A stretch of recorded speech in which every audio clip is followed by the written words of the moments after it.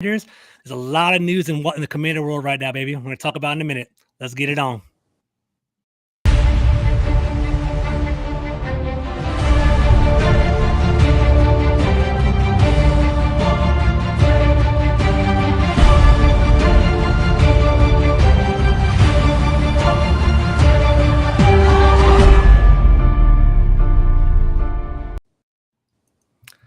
What's up, y'all? It's a pleasure for you guys to spend your evening with me. I'm here today joined with Deon from Red Zone in the Lab. Deon, what you up, bro? How you doing? What's good, man? What's good? How y'all doing today? Doing good, man. I'm also joined by Nati from DMV Sports Zone. How you doing today, bro? Doing well. Thank you for having me on. Of course, man. And last but not least, Martin from Live Wire Sports. How you doing, Martin? I'm good. Thanks for being here.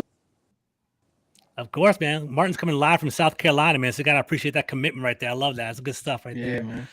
All right. So Appreciate y'all, it. man, no doubt, man. So y'all, it's been crazy, right? So I go to work, got my mentality on the preseason game. Everything's going to be all right. I come home, right? And we're going to start off with our first conversation, right? Antonio Gibson, man. So what's going on? So I'm going to start off with Deon, man. So is there a RB controversy going on in DC? What are your thoughts on Antonio Gibson? Is he being treated right? How you feeling about all this? Go ahead, Deon. I don't really think it's a quote unquote controversy, right? I mean, we have this running back that we drafted high last year. He's a bruiser type running back. He was something that we extremely missed last season, and now we understand Gibby's issues is fumbling. So here comes the first preseason game, and like a lot of us talked about, he had a couple of fumbles in last week's in training camp. So he becomes second carry of the game. It's a fumble. The same issues. Him going down to the ground, not fully grasping onto the ball, and it's getting punched out. And that's an issue. That's an issue. I think Scott Turner came down on him hard. He said, "Hey, that's a loss of possession. That's us being on the field. That takes that away." And when it happens, it always seems to happen when we don't need it to happen the most, even though we never need fumbles to loss. But as far as the controversy part, I know we're gonna get into more about with Antonio Gibson, but no, I don't think it's a controversy at all. All right, interesting. It's definitely with Antonio Gibson. I don't know. It's kind of raising eyebrows, right? So I know earlier last week, basically had some red zone drills. The defense has been getting the best of the offense throughout most of camp. Antonio Gibson fumbled the ball in 2 red zone possessions there. There's a fumble at the Carolina game, on the 19-yard line, and immediately the Panthers score and add some points to the game. So, I went to the Chargers game week 1 last year. We lost because of Antonio Gibson fumble. I like Antonio Gibson. I'm not trying to bury him, but trying to talk it out right here and kind of see what we got. So, Nadia, how about you, man? Like, what are your thoughts? Do you like Antonio Gibson? How you feeling about him? Or what are your thoughts on this whole issue going on? I like Antonio Gibson, but I love Brian Robinson. I've been on the RB1 train for Brian Robinson pretty much since he's been drafted. I thought they would just ease him in, but I feel like Antonio Gibson's fumble last week sort of made sure that the process sped up a little bit. And now Brian Robinson, in my opinion, is going to get a lot more reps than maybe we all thought to start the season. I will say this with Brian Robinson, everybody thinks of him as just like this thumper, this between the tackles guy, which makes sense. He did have 1,000+ yards last year at Alabama, double the touchdowns on the ground, but he's also pretty good as a pass catcher. He's pretty much like an all-around back when you think about it. And I think the biggest difference for me between Gibson and Brian Robinson is vision. In my opinion, Brian Robinson always finds the right hole to run through in the run game. Pass protection as well. Brian Robinson is solid in that area. So I'm excited about Brian Robinson. Right now, though, I do think that Antonio Gibson, he's still going to be an important player on this team. Don't get me wrong. But I think that the controversy is definitely a controversy. But my last point that I want to mention is I just had an interview with Logan Paulson on the DMV Sports Zone channel. Cool. And he talked about he quieted sort of like the concerns around Gibson being running with the 2s and 3s in practice and stuff. And he basically talked about how that happens to a lot of players. Even Terry was running with the 2s at receiver today as well. But the biggest concern is with Gibson having to run on kick return and punt return duties. Yeah, exactly. So just keep that in mind when thinking about Gibson's role on this team. Yeah, and it's actually kind of funny. So I've had two conflicting conversations over the past week, right? So I had Zach Zelby on the show from Commanders.com last week. We talked about it, and I asked him, like, is Antonio Gibson in trouble? He said, absolutely not. They absolutely love him in DC. He's not going anywhere. There's no problem, right? That's step one. Step two, I go to Big Doug's show and Anthony Armstrong's on. Anthony Armstrong was an awesome guest. You guys should definitely try to get him on your show. He was talking. He said in the NFL, like they let it know, like they let it be known what they want from you, right? And basically benching him, putting him in that third, like for lack of a better word, they're bitching him right now in training camp to kind of put him in the right spot, and hopefully he rises to the occasion. I don't want Antonio Gibson to be in this negative mindset. I want him to bounce back, but it's going to be interesting to see where it goes. Martin, what do you think about this whole dynamic? And do you think Brian Robinson will have more carries than Antonio Gibson by the end of the year? What do you think about that? My thing is, I think I like, but his fumbles is really a concern because last year going into this year, and in the NFL, it's all about opportunity, and Brian Robinson is maximized getting right now. Mm-hmm. And if he goes into the next preseason game, and we pretty much going to look at it and say one. Now how Antonio Gibson bounced back in next game is going to be remain to be seen. Mm-hmm. I said something last, and I was Jerry's corner and Tim. They had and I chatted in, and I said, "Don't be surprised if Antonio get it." And they say, "Oh, he's going to be there."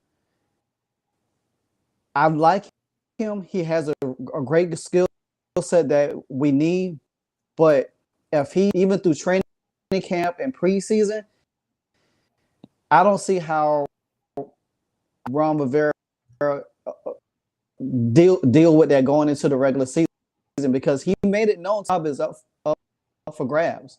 Mm-hmm. So with Williams playing the way he played, Jared Patterson, there's opportunity for them guys to. But I don't know if y'all remember, T had a lot of fumbling issues, and he changed the way he carried the ball. The Tiki Barber? Mm-hmm. Yeah, Tiki Barber. I was thinking that maybe Antonio Gibson should, look back at advice from Tiki, or look at some of his films that could help him carry the ball. Because, yeah, this is third year, but when you losing the ball in a game, it really raises eyebrows, and we don't know what Ron Rivera pays now. It's true. And you know what's funny is, I don't know if you guys caught it, but throughout the offseason, Antonio Gibson focused on dropping weight, eating healthy. I think he went vegan for a little while, but he did train. He actually he trained with a weighted ball. I don't know if you guys actually heard that, but trained with a weighted ball to kind of focus on not fumbling. And we're still seeing that issues. And go ahead, Tanner, we're going to say. No, I was going to say, I forgot who tweeted this out today, but someone mentioned how that sort of training, like training with a weighted ball, actually might deficit or negative. Yeah, it might be a negative for Antonio Gibson, just because the actual ball that he now carries is lighter. Mm-hmm. Yeah. Mm-hmm. Yeah. Interesting. That makes sense. And like, it's funny. I mean, granted, the ball had punched out. It wasn't a natural fumble. So, we can maybe not kill him for that, but there's definitely something to consider. Deon, one last thing on this. Like, I asked Martin, but I want to ask you too, Deon. Do you think Brian Robinson is going to have more carries than Antonio Gibson by the end of the year? Let's go back to training camp, right? Okay. All training camp, Ron has been interchangeable with his starters, especially the running backs. Mm-hmm. First team, second team, third team. Like, all of that is the same. That's just how Ron and company operates, because especially without injuries last year, he wants all of them to be acclimated with the quarterbacks. Mm-hmm. What was interesting was the punt team. Now, that was different. Like, the whole being on punt team, that was different, and that's something to kind of look at. And, and with Tiki Barber, which, we always say that. And I kind of thought, let me go back and look. Mm-hmm. And I kind of went back and looked, but Tiki Barber had the issues with fumbling throughout his whole career, except for the last 2 years. Each year he had like double-digit fumbles. So I kind of wonder, when did the high and tight? Because that's what we remember about. Always, you always hear that it's on commentators talking about it every single time. Exactly. So that's something I really couldn't find, is when that actually occurred with the high and tight and him, changing. And I don't, for right now, I don't think it changes, George. I think whatever you had the number at as far as carries is concerned for both of those guys, I think from 20 to 20, it'd be more Gibson. I think, and red zone, I think it'll be more Robinson, and short yardage, I think it'll be more Robinson. But man, he comes out fumbling on the second snap again. We having a different conversation. RV you know what I mean? Because like, like you mentioned, him going out to the ground, that's mental, right? Yeah. That's all. That's a mental thing. Cover it up, man. And that's what happens. Yeah. Like it's mental. And when the defense begins to start game planning on your flaws, that's a serious issue. Like, I do want to say that. So Big Doug show, he had a really good show with Anthony Armstrong. He basically said they got a target on 24. The conversation in the defensive locker room right now is punch the ball on 24, the ball can pop loose. That conversation is happening because it's their job, guys. It's a professional outreach. They're going to knock it out. So it's definitely something to consider. So cool. Any last minute touching on that before we move on? I still believe in Antonio Gibson. I believe in Antonio Gibson. I don't want to give up on him either. Him too, but I'm telling you, man. At some point, right? Yeah, it's true. You got to turn around. I think Nati nailed it, though. I think the vision. I think Brendan Thorne, he's a great, analyst on, NFL. I forget what platform he uses, but Brendan Thorne is an awesome analyst. And he basically showed a great run where basically, like, Antonio Gibson left like 30, 40 yards on the field because he kept on stretching it out as opposed to being patient. So that is something he has to work on. That's what I'm saying. Like, I get, obviously, the biggest reason why we're in the situation right now with Antonio Gibson is his fumbling issues, right? He had a lot of fumbles last year. I think it was like 6 last year. He had a fumble second preseason snap for him. I get that. But for me, an underrated issue here, again, is Antonio Gibson's vision. Like, I've been talking about this for several years now. Everybody, let's talk about how the Giants game, the last game of the season. Yeah, that's a wash game, week 17. I'm like, I'm with you, bro. I'm with you there as well. So, like, the only thing I would want to give Antonio Gibson the benefit of the doubt, let me actually pull it up right now. Antonio Gibson, I believe, has 21 total touchdowns. Let me just double check real quick. 18 and then 3. He has 21 total touchdowns in 2 years, and he basically has 1,800 yards. So he actually has production, but at the same time, you can't be giving the ball because we've seen this nip and tuck kind of league at the NFL. You can lose a game in a heartbeat. So there we go. And another thing, George, I don't know how you all feel about this, but the lack of home runs, I think, we haven't seen it since the Bills game, right? It's been a long time. Right, so week 3, that one screen where he took out the field. Exactly. Right. Just like how you all saying him missing those, and those are big holes, and those are, possible for big plays. I think if he had more home runs, this wouldn't be as much of an issue as it is. But, cool. I'm going to touch on. Go ahead. Go ahead. Oh, and just to touch on what Natty, the vision, because Ron Rivera came out the next day and said that instead of just hitting the hole and go. So that causing him to get in trouble with his fumbles also. So that's true. If he just he don't have to worry about team players trying to like game tackle him or he leaves the opportunity to get the ball knocked out by stutter stepping and not being decisive. I agree with you there. All right, this is a lot lighter news. I'm just going to lob it to the group. If there's no energy there, we'll move on, right? 2 fan favorites were basically released and put on IR today for the Washington Commanders. Troy Apke, that boy can run. Okay, very, got that propped up by Deon Sanders. Special team star. He was released. Sammy Reyes is put on IR, likely going to be developing throughout the year. Does anybody have any thoughts on that? Nati, I'll throw it to you first. Start off with you. Nati, what do you got? All right. So this is my PSA. Go ahead, bro. For the Sammy Reyes situation. Fans, stop caring about workout videos and start caring about what these players actually put out there on the field. Let's go. I don't care how much weight these players lose. I don't care how they look like with their shirts off. I don't I'm about to care. say, I think I think the female sex appeal definitely boosted up Sammy Reyes' swag, I think, Bro, for sure, right? But go ahead. That's another point. But keep going. I feel like every single offseason that I've been on YouTube, I've had to go through this. But like Samus Reyes, I've never been high on him. Sure, he had all the athletic attributes and all that, but like at the end of the day, I mean, he had what, like 1 catch or 2 catches like last preseason? He's a good blocker. That's all I really know about. Yeah, exactly. Yeah. And then with Troy Apke, and with Troy Apke, it's funny because he's, I think, was one of our longest tenured Washington players, right? Like I think so. He's been around for a minute from the Gruden era, transitioning into Rivera, yeah, for sure. Yeah, but it's been about time though for Trapke to be gone, so it doesn't surprise me. I think Trapke's swag and his his name kind of precedes himself. I don't think he kind of carries that onto the field. I appreciate what he brought to special teams, but yeah, he did. I got you. Deon Martin, anything important on that? He was a good special teams player. Good special teams player. Deon, anything on that?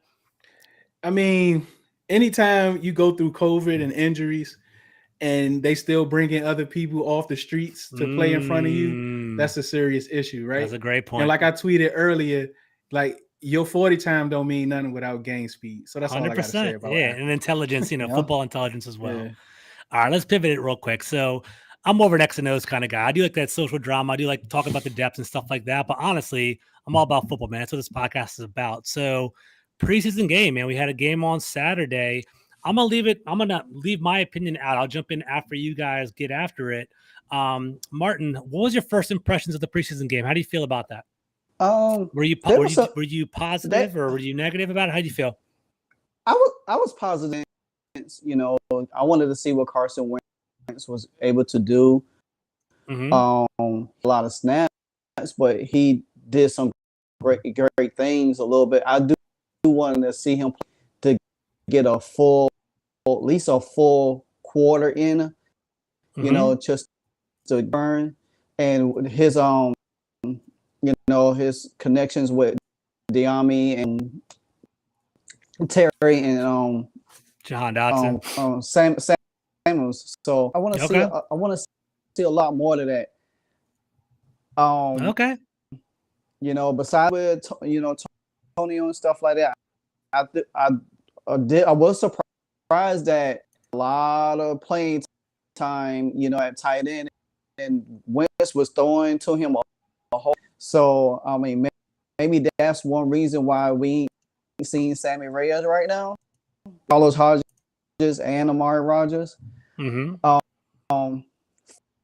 the defense part, we need to address that linebacker position. I feel if we go into the season, there was some highs and some lows on the defense. With everything, I was very impressed with Sam Howell when he came in. The things that I have an opinion on it, but I'll wait until after this preseason game on it. What I might think what the season may look like, or what from that point on. But I was encouraged. I think this team could blossom. I think this team might start off slow in the beginning and probably catch fire towards the middle of the end, because they will be able to gel and bring. That makes sense. I got you on that. Deon, what do you got, bro? How'd you feel about that game? It was good to see Samuels catch a pass, do like a quote unquote non-football move and kind of get back up. That was very encouraging. Carson Wentz willing to hit the dump off was very encouraging. I think the deep pass to McLaurin, I don't think that's going to be an issue. It was underthrown, but it was underthrown. I did see that. Yeah, again, I caution people that they barely get to 75% in practice. So being as though this was full game speed, I think I don't think that's going to happen too often. I think he's going to be it because he was wild. Again, we tired of saying McLaurin have to jump over people to come back for the ball. Yeah. But he almost made that catch though. He still almost made it, right? Yep. He's used to it. the defense, especially the linebackers, the depth is very, very concerning. And cornerbacks, man. I Very, yeah. don't want to hate on. Like, well, let me show you something real quick. Sorry to interrupt you, Deon. So I'll put It's this all up. good. I put this up the other day. I don't know if you guys can see it, but basically it was a poll that I ran the other day, right? So I got 1,100 responses. Most people are encouraged. We had a couple people trolling and say perfect performance is what they said. We had a couple that had disappointed.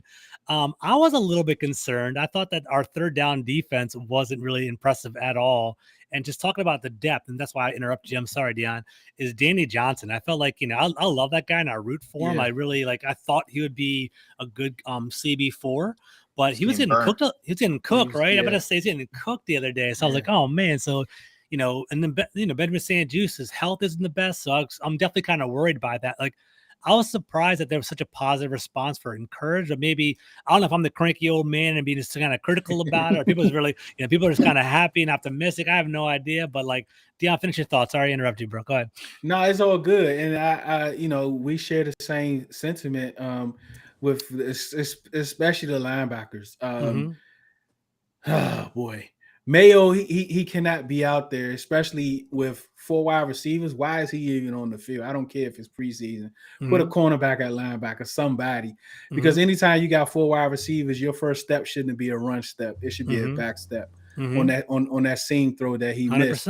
And Danny Johnson was right; he was getting beat. He was really getting cooked. So I'm really interested to seeing St-Juste on the field, but those are my main concerns right now. Positive is the O-line. First, second, third string, fourth string even. They all play really well.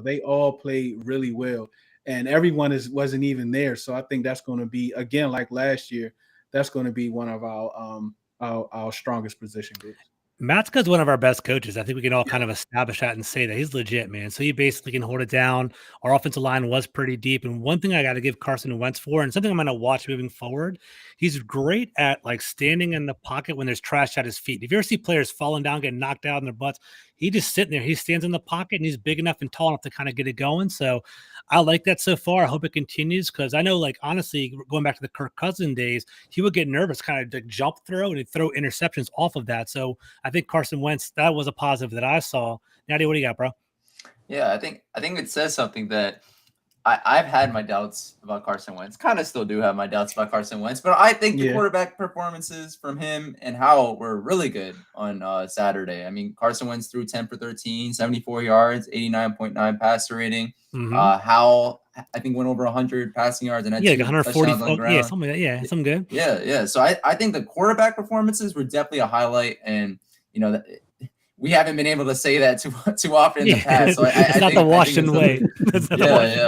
At all. For sure. So hopefully they just build on that in the preseason, and obviously when the games start counting. But we mentioned the running backs earlier, but B-Rob, I'm sorry, man. Like I think he was like the positive from the game. Like just the way that he ran, the way that he caught passes out of the backfield, like the way that he just stepped up when Antonio Gibson was force out the game because of the fumble and stuff. I was just really impressed by Brian Robinson. And the last point, it's not really football related, but Doc Walker. Can we show Doc Walker some love? Like, I mean, I get that this is just about commentary and stuff, but like, I'm one of those people who likes analysts like breaking down games, but also like critiquing like the players on the field and not just talking about their positives and stuff like that, right? Yeah, exactly. Sure, And I feel like we've gotten that with Theismann and people in the past. Oh, so. Joe Theismann's like Mr. Burgundy glasses, 100%. And I don't know if y'all have got to Doc Walker yet.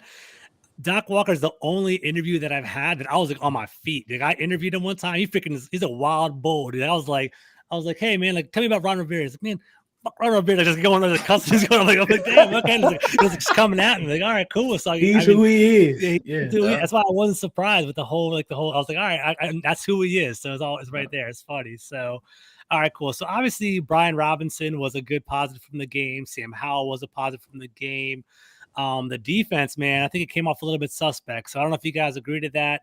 It's a concern to me. Last year they were 31st in the NFL on third down conversion, giving a 48% of pretty much every other third down they would give it up to the offense. So I saw that. I'm concerned. Martin, are you concerned about that, or is this just a preseason game and basically George is overreacting? I'm definitely concerned. I saw and say, okay, this cannot be. And I'm sitting here like, why are you playing a soft zone when you had the game and you had Matt Corral and you getting penalty, you giving out chunk yardage for a game-winning field goal when we had the game. Offense went down there, got the touchdown, got a 2-point conversion. All we had in my head, I'm like, okay, we just fired Sam Mills. Right? Like, come on, Jack Del Rio, get it together. I don't care if it's preseason. Win the game. Let's show some initiative. Make for something.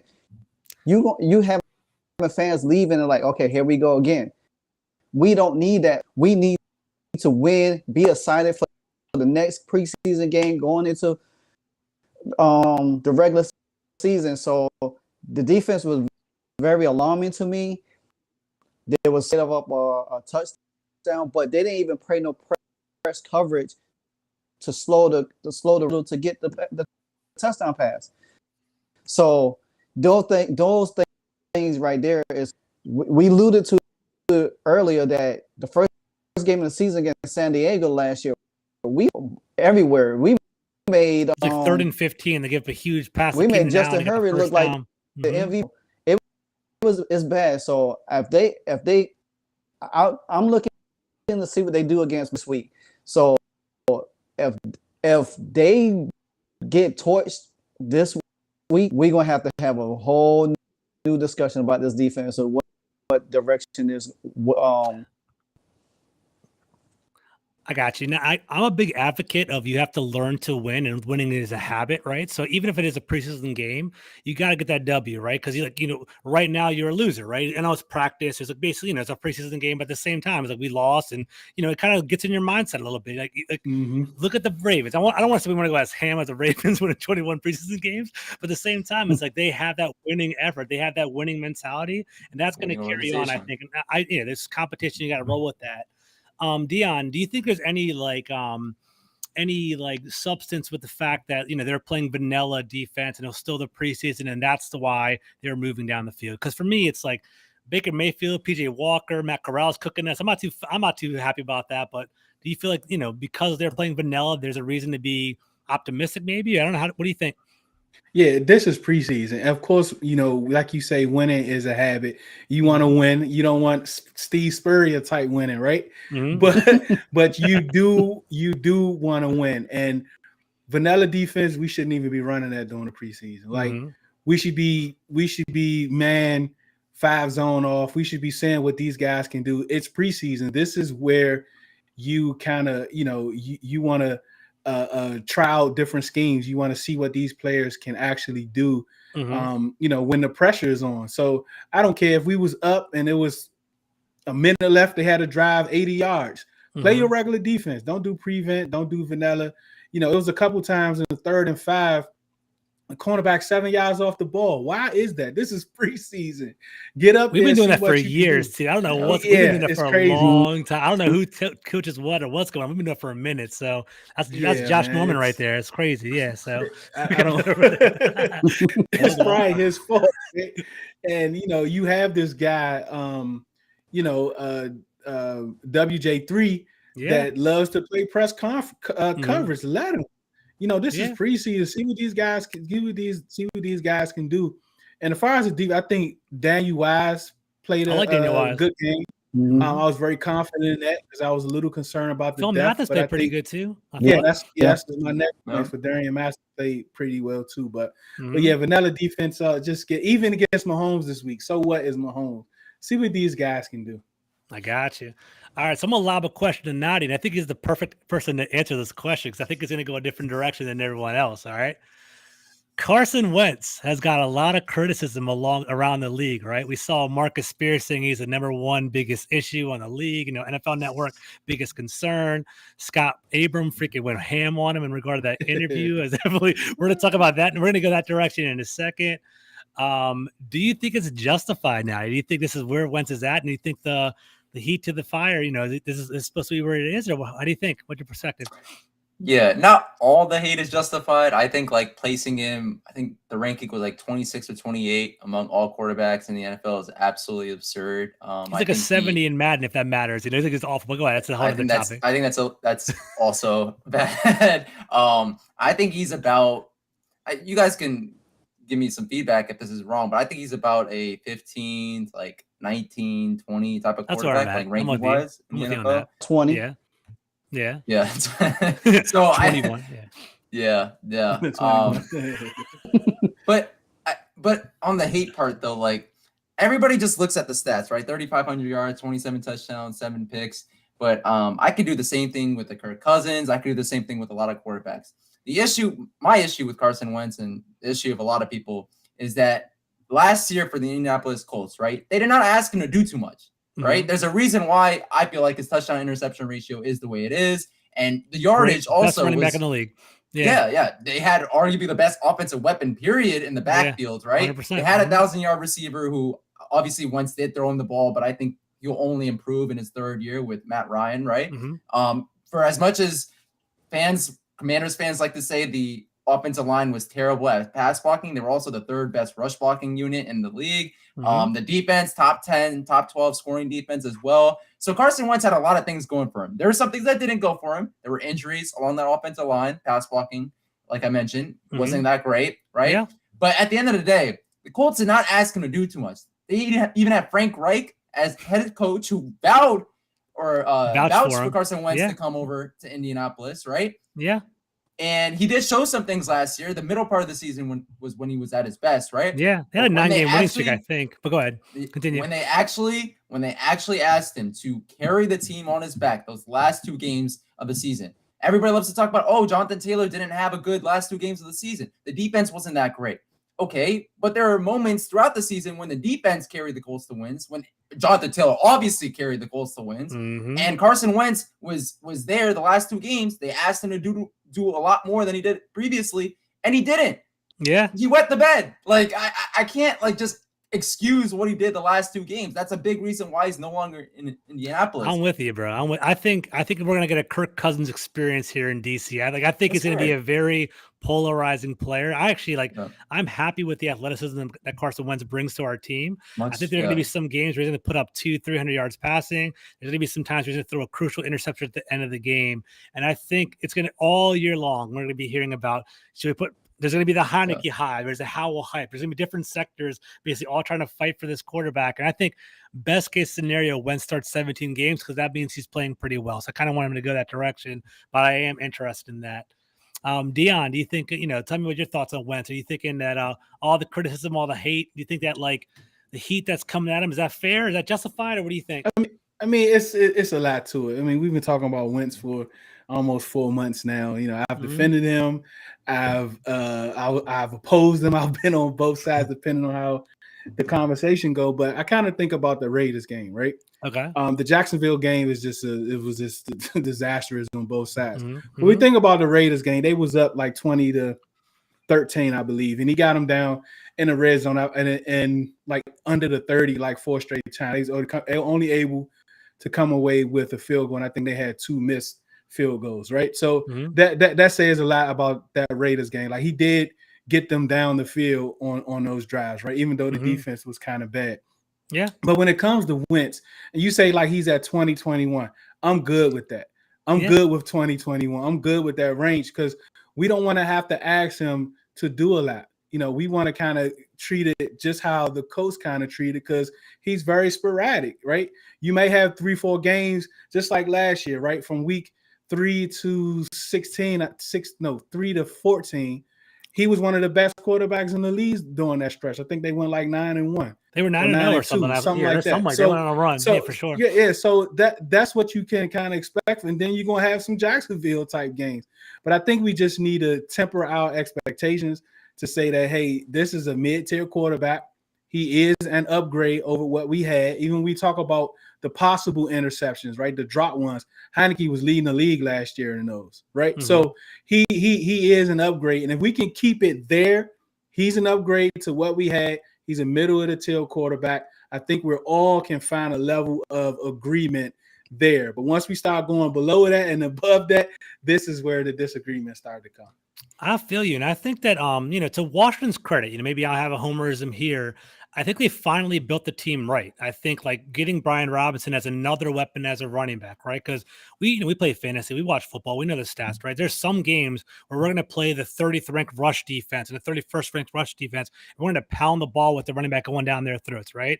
We got Jahan Dotson. I wanted a wide receiver in the first round. People were like linebackers and all this other stuff. But dude, we need to get a freaking wide receiver because we can't trust Curtis Samuel. That's the way that was my perspective going into it. So having another weapon there is going to be interesting. So I think Washington built the team right and didn't put a lot of pressure on Carson Wentz. And hopefully he can be more of a point guard. Not necessarily depend on him, but more just give the ball away to people that can do it and have them kind of convert and kind of move on. Right. So that's kind of where I'm at. Next question, right? I'm gonna throw it to you, Mark. Go ahead, Nati. What are you gonna say?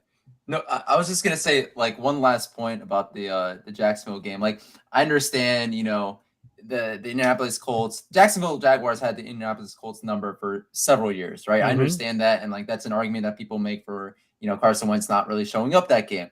But my thing is like they brought Carson Wentz to elevate that team. Right. 2020, a lot of people forget this. The Colts were 11-5 in 2020 with a 39-year-old about to retire, Phillip Rivers at quarterback. We talk about noodle arm Taylor Heineke.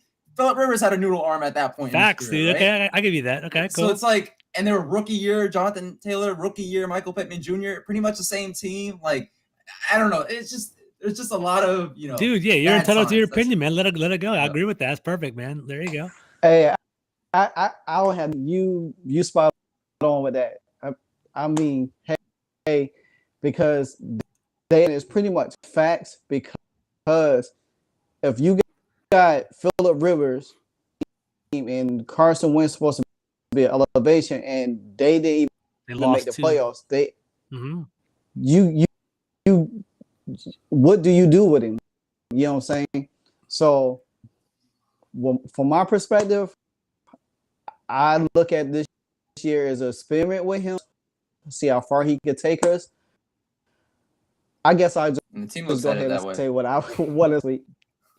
I think he will be one and done in Washington this year. Regardless, now if he shows out, personally, we'll see. Yeah, if he shows out, which I'm rooting for him to do good. I'm not rooting against him because it's warrant, and I think he's in his head too much, trying to capture what he had when he was in Philly, when he was on that MVP run. You guys gone. You need to revamp yourself to be a different type of. You could help a team win. So if he plays, you don't have to pick him up next year. You know what I'm saying? So that's why it makes perfect in the fold just to wait to see, because if things get Ron Rivera could say, hey, you know what? We tried it. Now let our rookie go ahead. And I think and to your point, George, our team is set up. So a young quarterback like Sam Howell could come in and just. It is a pretty insulated team. Running back, wide receivers. In theory, our defense is pretty good, even though they kind of let me down sometimes. So I don't know about all that. So we'll see. All right, we're kind of hitting that final stretch. We got, we're more than halfway done with our show. I want to talk about some off the field stuff really quickly. Then I want to go back to the Kansas City game. So our president, man, was going off, man. I don't know how y'all feel about this. So basically, Scott Abram had an interview with Carson Wentz. We can let you. I want to let you guys talk on. You guys can say however you want about it. There were, the perception was that Scott Abram had some questions. They were fair questions, but maybe not necessarily tactful. Might have offended Carson Wentz, and then Jason Wright came to the defense of Carson Wentz and basically spoke up for him. I guess Deon, we'll start off with you. Do you think I was legit? Do you think he should have done that? Do you think that's not his role, or do you like that? What was your thoughts on Jason Wright doing all that? Let's think about who Jason Wright is, right? He's the Okay. president of the Washington Commanders football Business team, side. right? Okay, go ahead. On the business side, right? Mm-hmm. He's pretty much the focal point, right? He's pretty much the focal point of that organization, and as far as like the business acumen and all the things that's going on in the public, right? Mm-hmm. But he's also a football player, right? Mm-hmm. He's a football player at heart, right? And sometimes what you are at heart, it can kind of trump what you are in your day-to-day. And I think that's kind of what happened when it came to Jason Wright, right? And how Scott Abram kind of went at it. I mean, he went extremely hard. I know it's been kind of like backlashes about Jason protecting him, but just like he responded to his own tweet about, hey, this person done it. This person said the same thing you said it, but they said it in a more respectful manner. And I think that's where he was coming from. I think it's good that he went to bat for his players, but at the same time, he is the president of the team, so he just has to be cautious of that. And I think he knows that. I think he knows he has to be cautious of that. I think he knows, coming from this organization, you don't need to be saying anything about how anybody acted, how anybody is doing their respective jobs. So, but I think he knows that. I think he understands that. But I think he just got to that point where the player actually spoke out in defense of his quarterback. And I think that goes to a lot about, us and them having faith in Carson Wentz. But yeah, I mean, it just depends how you kind of look at it. He is the president, and he has to, kind of act accordingly, but he is a player. So as far as me being it's a an interesting fan, dynamic, yeah. As far as me being a fan, I'm all for it. You know what I mean? But at the same time, it was entertainment for sure. Yeah, it was entertainment. So one thing I want to say though, real quick, to kind of give context for our listeners and our viewers, like Washington has an exclusive right with NBC4. I don't know if you guys can kind of peep that. They have an exclusive right to NBC4 that kind of spins off in NBC Sports Washington with JP and all that. That's why JP gets those hits every once in a while. So Scott Abram works for ABC7. So that exclusive interview was that special privilege that Jason Wright was talking about. Like people were like, special access, what is he trying to say? Is he trying to flex on people? Stuff like that. So like what Jason Wright was saying was kind of a little bit above our pay grades, unless you kind of like read the tea leaves. He's like, dude, we hooked you up with a one-on-one interview and you're treating our quarterback like that. That's not right. Like, you're not going to get that kind of stuff again. He was saying that. And I think that kind of, people got lost in the mix. I do like what you said, Deon, about the fact that he is a former player. So that was important to me. Like, he was a former player. He felt that the questions were disrespectful, so he spoke up because like he felt disrespected there. But then again, is it his role? Is it his right? We'll see how it goes. But what I find interesting is now he's going to start getting like DC is a funny media market, man. The blood's in the water now. So like people that used to like Jason Wright, there's a chink in the armor now. So you're starting to see a little bit more negative articles coming out. And Jason Wright did this, like he looked at me this type of way in the hall. You're starting hearing all these little whispers coming out. So it's going to be interesting. Yeah, Nati, go ahead. Jump on it. Go ahead. Yeah, no. I mean, on this issue, there's so many angles like to get to because I gotta love. Obviously, a lot of people have a lot of love for Jason Wright. First Black team president. He's our team president. He went to my alma mater for business school. Like I got a lot of love for Jason Wright. I also understand that Scott Abraham probably could have worded the question better. Jason Wright was fully in his right for sticking up for his players. But at the end of the day, I'm never for like threatening, stripping away media credentials in the public. Like in the public, I think, for sure, yeah, right? in the public. Maybe you could have handled things like privately. I think that would probably been the best course of action. But yeah, it's a really complicated issue. Scott Abraham, also another point that people don't really realize. Scott Abraham is actually one of the most optimistic beat reporters. Like I don't know if people follow his Twitter account or anything. Yeah, like he likes to say a lot of positive things about this team, a lot more than one maybe like JP Finley or like anybody else that people could think of, not named John Kahn. So like it's kind of like a messed up situation all around. But I definitely think Jason Wright was in his right for sticking up for his players. But at the end of the day, I feel like there could have been a better way to handle things, especially as the president of a billion-dollar NFL franchise. Gotcha. Martin, can you hear me, bro? Might have to come back to him.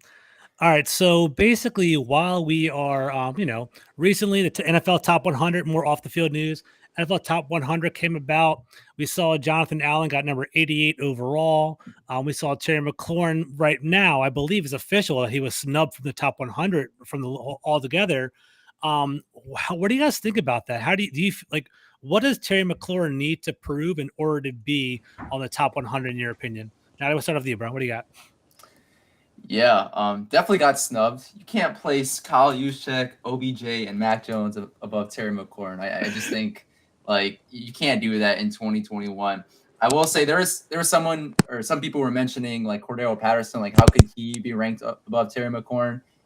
I mean, he had 1,200 total yards, 12 touchdowns last season, or 11 touchdowns last season. So I mean, I could kind of get that, but at the end of the day, Terry McLaurin was definitely snubbed. Should have been in the top 100. And really, to answer your question about what it will take for him to get on the list, Carson Wentz just being healthy throughout the year and feeding Terry the ball, I feel like would get him onto the list. And winning, right? If we go to the playoffs, that's the number one thing. Winning. Yeah, I got you. Deon, do you think Terry McLaurin is the best player on the team? Most definitely. He has proven it. Being with how many quarterbacks has he had? 9, 10, 11, 15, who knows? Like this guy has been producing no matter who's been at the helm, right? 1,000-yard receivers. He's there even through injuries. He makes all the big plays. The team shadow him. They know he's our best player. He's proven. I mean, for OBJ to be on there ahead of him. I mean, I know it's a lot of people believe in CeeDee Lamb is the best receiver in the division, but I don't see that.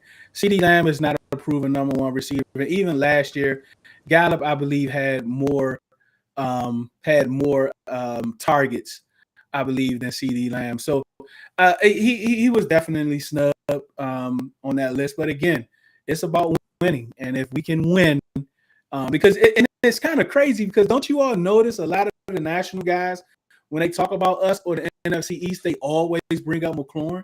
Like it's being this. Whenever I do podcasts, and I'm sure you guys do it too. Whenever you have conversation with other people out of network, they're always like Terry McLaurin's the best. They always talk about Jonathan Allen and our defensive line being so dominant. They always talk about that all the time. But I see Nati smiling. I'm the same with you, bro. I'm kind of the same way. That's the narrative that they catch. And then Jonathan Allen is kind of up there as well. So I think Jonathan Allen, he was on fire, dude. He was almost like borderline all-pro at one point in the year, in my opinion. I think he's our best player. I think Jonathan Allen is probably our best player too. So Montez Sweat has the potential to be, I think, as well. But we'll see how that goes. But yeah, I love Terry McLaurin. You're right. He's got a bad rap for a couple of years, so should be there as well. Martin, can you hear us, bro? Yeah, I can hear you now. All right, cool. I was going to say what we're talking about is, so Terry McLaurin was snubbed from the top 100 on NFL Network. What does he have to do in order to get more recognition nationally? What do you think about that? Stephen A. Smith, that's blasphemy. Go ahead. Terry. Let him know, man. Go ahead. Man, Terry, 3 straight years of 1,000 yards, man. Yeah.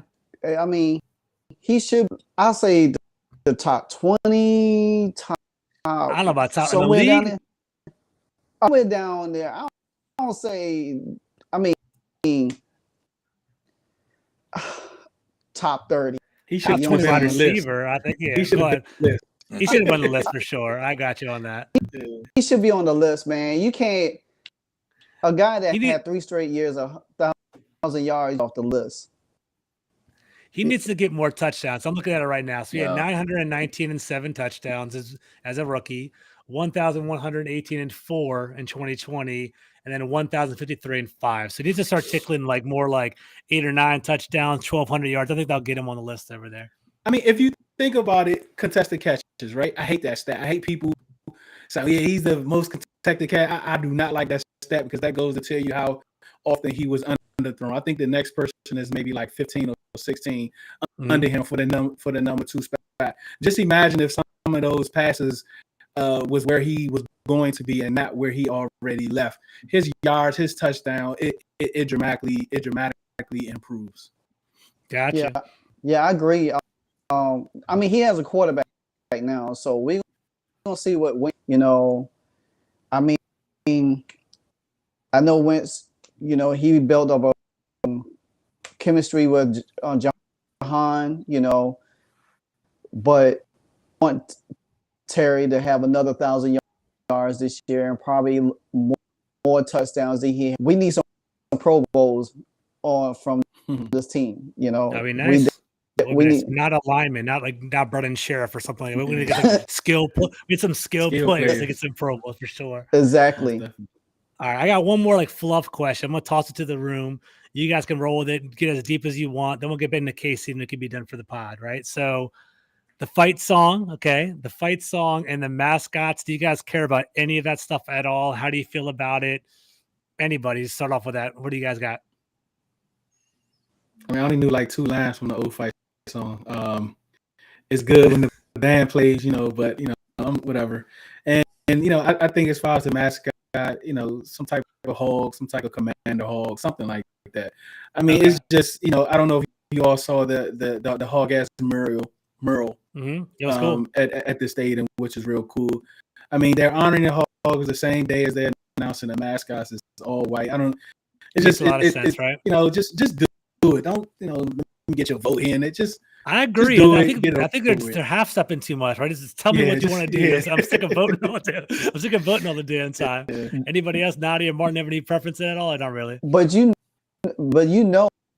everything that Washington named, the uniforms, try to hide everything. They all got below. They don't do anything. Just put it out there.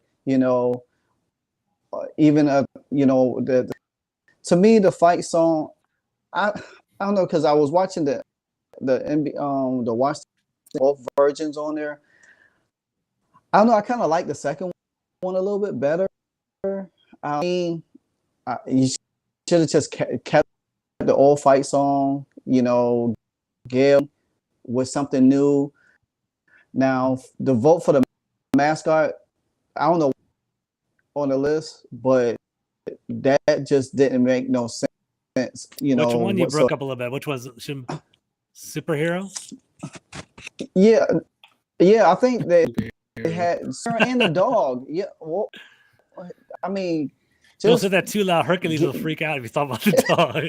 he has that whole German Shepherd, but that's all another story. But go ahead, that's fine. So that I just think they should have kept the old fight song, but what one they pick is going to be our fight song, and we just have to roll. All right, Nati, any preference? Yeah. My thing is, I think this was also mentioned on Twitter. Just play the music and have like the band, but don't like sing. Like have the words up and stuff, but like because you probably saw this too, George, like that clip on Twitter when they were like singing it really, really slow and it was just completely off from what it was before. I'm not a huge fan of that. It's just have like the background music, have the band playing, and then maybe have the lyrics up like before and or the newer edition lyrics and just roll with it. And in terms of mascot, like I'm with the Hogs as well. Like I know there's some people who think, just out with the olds completely, in with the new. I'm like, personally, I like traditions, especially when we can keep these traditions. And like, that's one of the traditions that ties us to like fans of old. And I think it'd be a nice touch. I think it goes a long way to our legacy fans, right? I feel like they kind of are the ones that are handling this transition the worst, probably. They're like, is it really difficult for me? So having that whole mascot and kind of keep them moving forward. So I can roll with that. And, you go ahead. What do you say? I will say they got 3 Super Bowls. I mean, that's true, man. Yeah, 100%. Cool. All right, cool. Last question. We can bring it all home.